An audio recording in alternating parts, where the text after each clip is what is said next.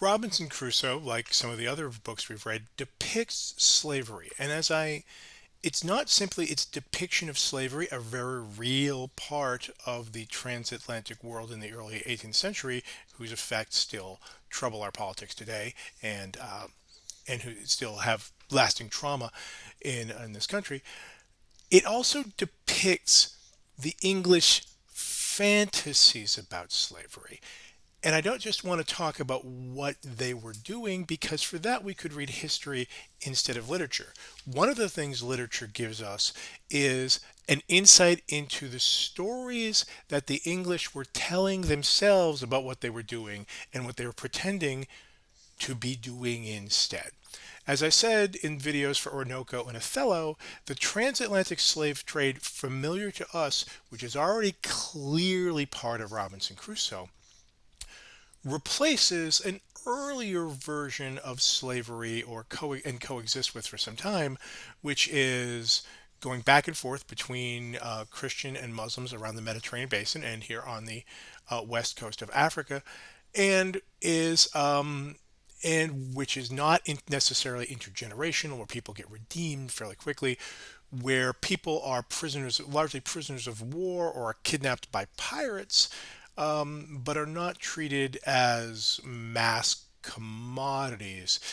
This is a moment slavery. This slavery is, as I've said before, clearly a terrible evil that Western Europeans somehow found a way to make worse in the transatlantic slave trade. Like, progress does not always come in a straight line. There is, in the history of slavery in the West, is for a long time a history of regression, of getting worse, of intensifying the evil. Now, there is no doubt that Robinson Crusoe, the character, is a willing participant in the transatlantic slave trade. We know he gets shipwrecked on his way to Africa from Brazil to buy African slaves for himself and for his neighbors in Brazil, because he wants the free labor. It is unequivocal that that is what he wants to do, and he thinks it's a great thing. When he says, I made a mistake to part with my boy Zuri, he's not saying, I made a mistake to sell Zuri rather than free him. He is to transfer Zuri to another master and keep Zuri enslaved. He is saying, it was a mistake. I wish I had him as a slave now. He is this character is totally committed to enslaved labor. On the other hand, the novel Robinson Crusoe is very much dedicated to the fantasy that the transition hasn't quite happened, that it's the older kind of slave trade that the English have various kinds of rationalizations about. They don't have the same kind of philosophical rationalizations for the transatlantic slave trade that they're actually doing, but they have a bunch for earlier forms of slave trade, and they have a kind of, shall we say, set of hypothetical cases in which slavery would be okay, and Defoe's novel ruthlessly depicts them to try to take the sting out of slavery. It is part of the mass cultural rationalization going on, and that's what we learn from literature as opposed to strictly history. We know from history what is going on, and the Defoe's novel shows us some of it, but it also tells the story that's very important to understand, what story the English told themselves, what they pretended to themselves was going on. So, this novel is careful to show to show Crusoe, the narrator, being enslaved himself by Morse. See, it's prisoner of war. It's chance. In his escape, he enslaves Zuri, and we have a kind of case of like there's a philosophical argument the English make that slavery is okay if you trade your life, your labor, and your freedom for your survival, right? So we see repeatedly this gesture where the speech were like, you saved my life, I will follow you throughout the world. Zuri makes it like, great, you're a slave because I didn't kill you, you're my slave. Now, we may think that's still like, oh, well, because you threatened his life and therefore you get the slavery. That's still wrong. Yeah, I'm not saying that's okay. I'm saying That's not even what the English are actually doing. It's what they're telling themselves because they have an elaborate they have elaborate thought experiments about why this part would be permissible.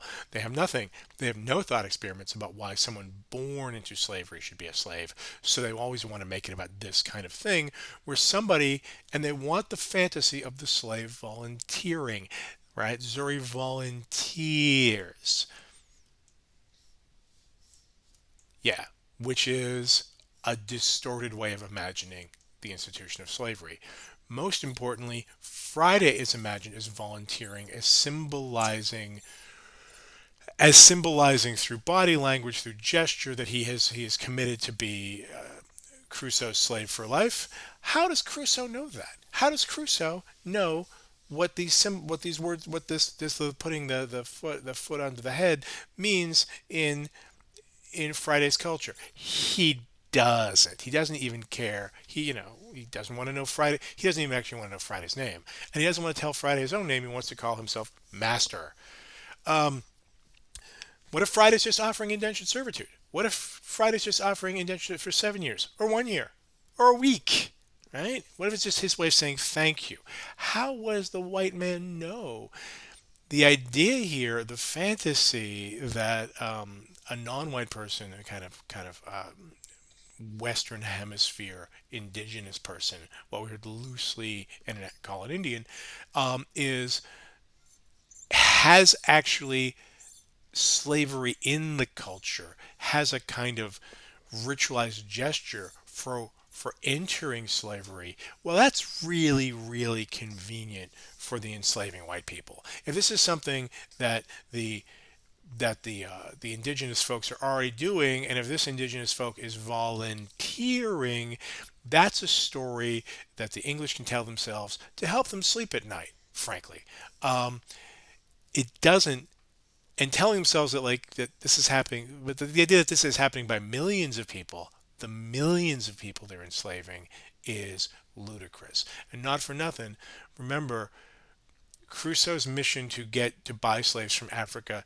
is secret because it's illegal, because the Portuguese Empire, which still controlled Brazil, outright colonialists by the 18th century already banned the slave trade. Crusoe's an illegal, is a would-be illegal slave trader.